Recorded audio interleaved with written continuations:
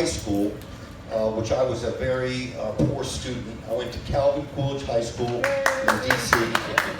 where I was born and raised in the district. Grew up in Shepherd Park, and I was a terrible student. Out of 350 kids, I was ranked about number 300.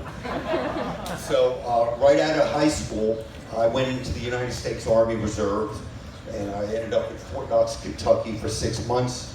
I had 3.5 years of Army active reserves, and then 4 years inactive. So it was an 8-year obligation, and that was a life-changing event for me. And like the Israelis, I believe that the Army or service should be part of the fabric of America. That's my opinion.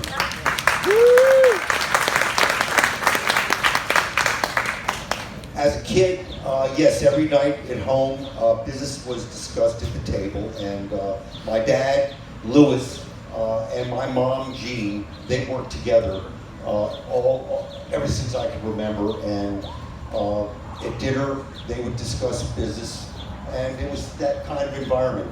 However, I will tell you that it must have had some effect on me, but I had no idea what I was going to do, and it was really by default I ended up in this industry because after the Army, I did not want to go to college. I was not a college material.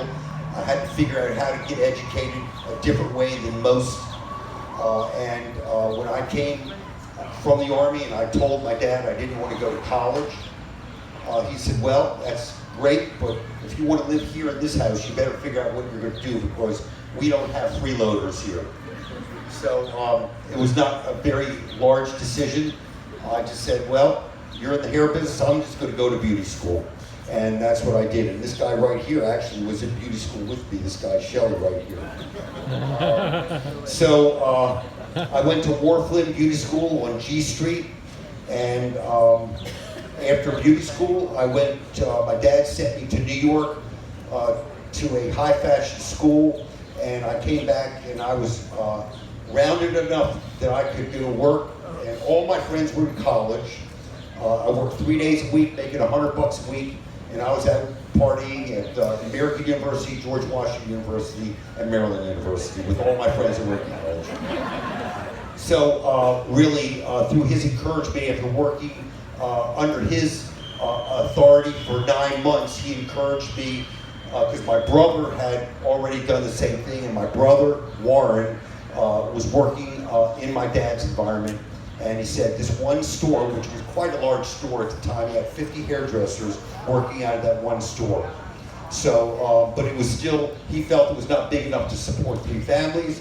My brother got married very early, and so he said, son, he says, I think it's time at age 19 you go out and open a store for the family. What did I know? I mean, I was only working 3 days a week. From that point on, I started working 6 and 7 days a week. But in Arlington, Virginia, which was then, anybody remembers Arlington, Virginia, Parkington Shopping Center before Ballston. My first store I opened on Wilson Boulevard right at Glebe Road, and I was my first employee. I was the first one in the salon doing hair, and we stuck up that sign and people started coming in the door. And that was my beginning, and I never looked back from that moment. So at that time, was it called Hair Cuttery? No, that was, I opened almost 20 stores for my first family, which is my mom, my dad, my brother. I was the outside, my brother was the inside. My dad actually retired at age 57, moved to Florida.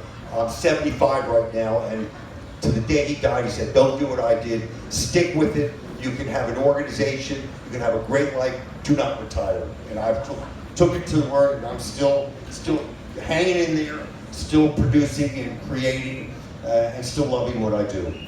So tell us about the launch, specifically then the launch of Hair Cuttery. What opportunity did you see in the market at the time, and what was the original business model? Well, the story starts with my first wife, Ann Ratner, who Judy Glazier over there knows.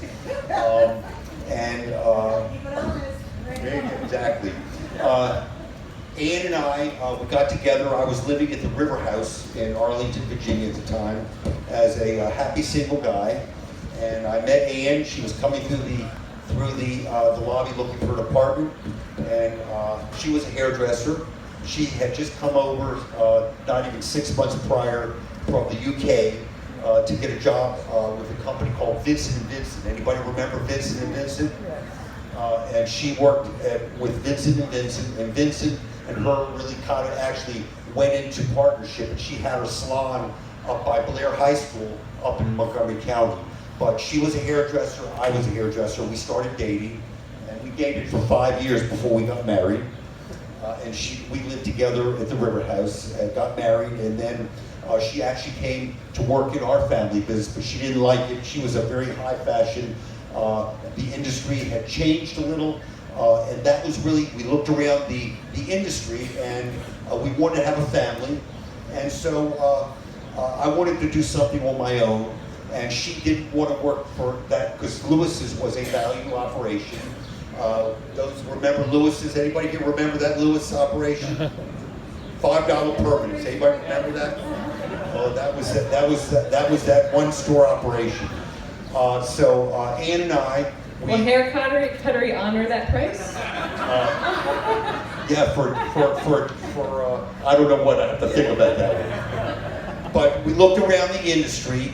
A guy named Vidal Sassoon had come over from the UK, changed the industry because it was beauty salons and barbershops.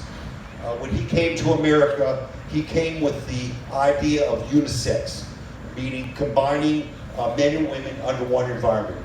There was one unisex hair salon in Washington, D.C. called Hair Inc. on Wisconsin Avenue in Upper Georgetown. I had already been 10 years in the industry.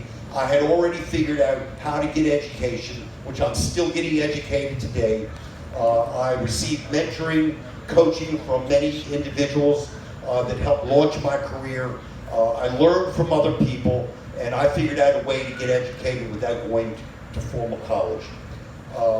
So we looked around the industry. Nobody was doing exactly what I was already doing in the traditional beauty salon industry.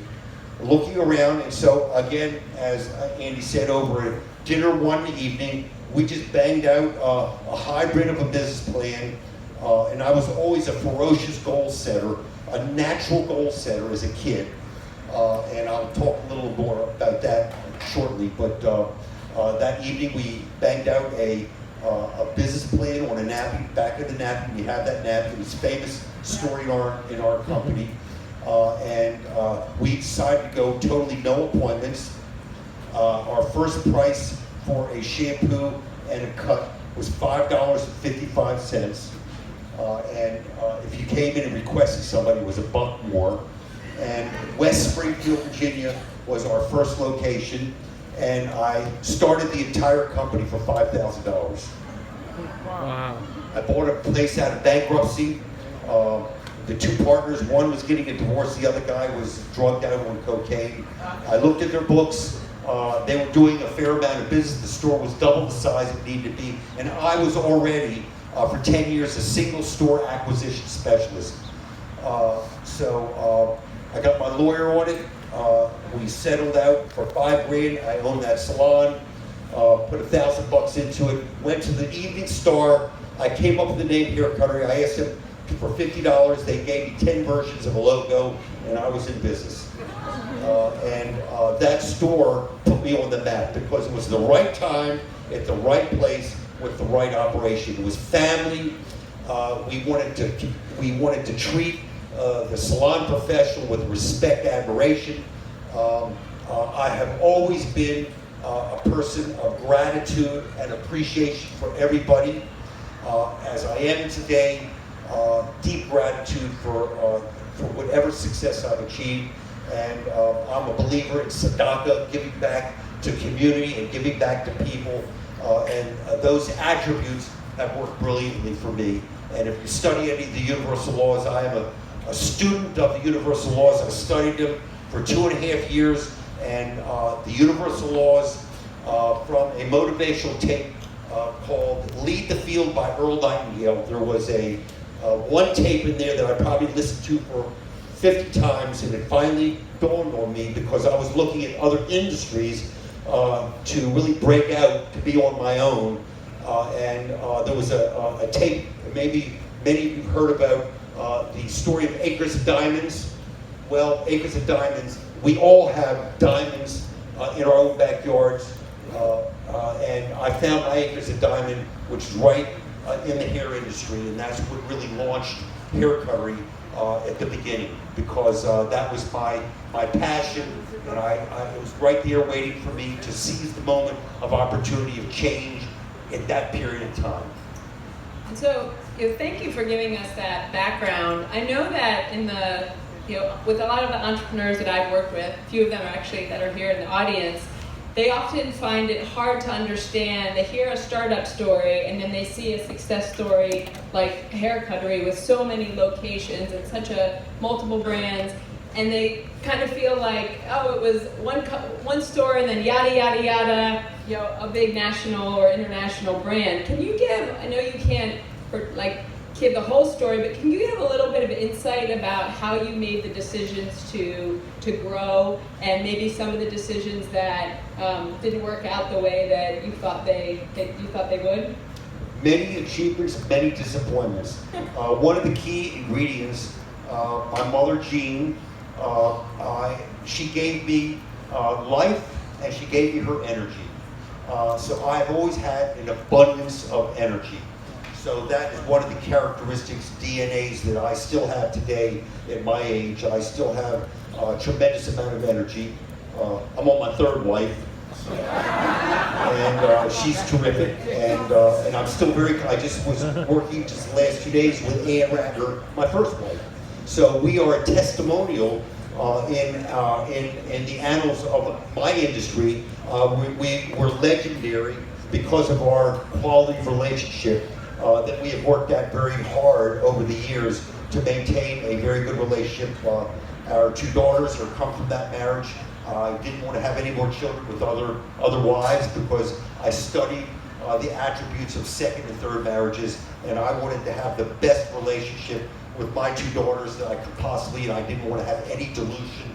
And even being divorced early on, she and I got along, and I was there as a full-time dad throughout their lives, and I never really got remarried until they were already well into college.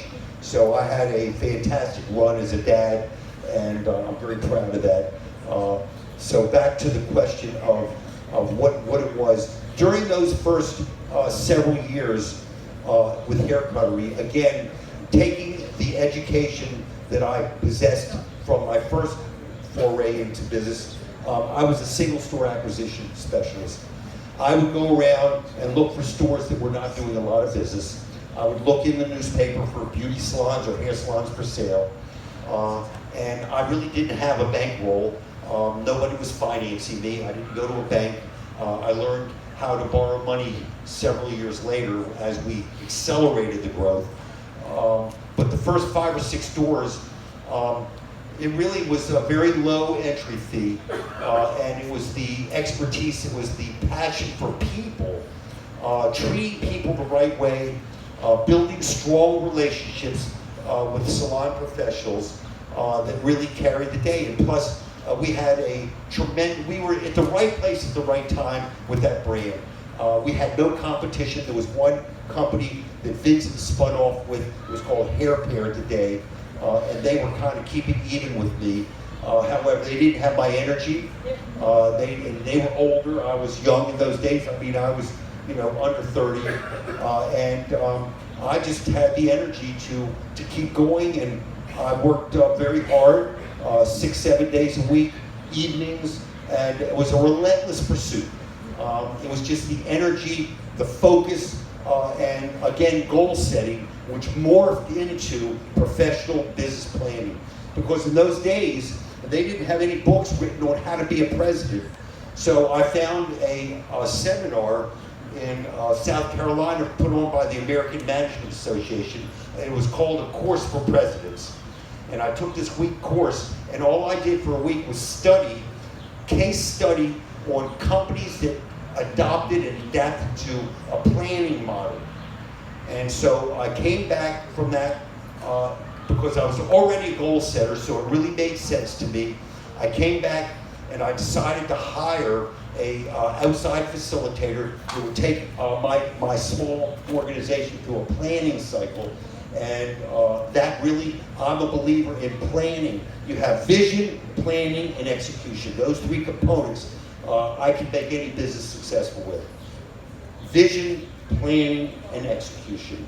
And along the way, there's been many mistakes and many successes. But professional planning, I believe, is one of the keys to any successful business. That's my view, my opinion. And so along those lines, in addition to growing Hair Cuttery, you had also launched the Bubbles brand and have launched several subsequent brands. So can you talk about the process that you use for assessing those opportunities and how it fit into your focus on planning that you just mentioned? Well, Ann Ratner, once we got divorced, she really wanted to do something on her own with her own autonomy. So we worked together.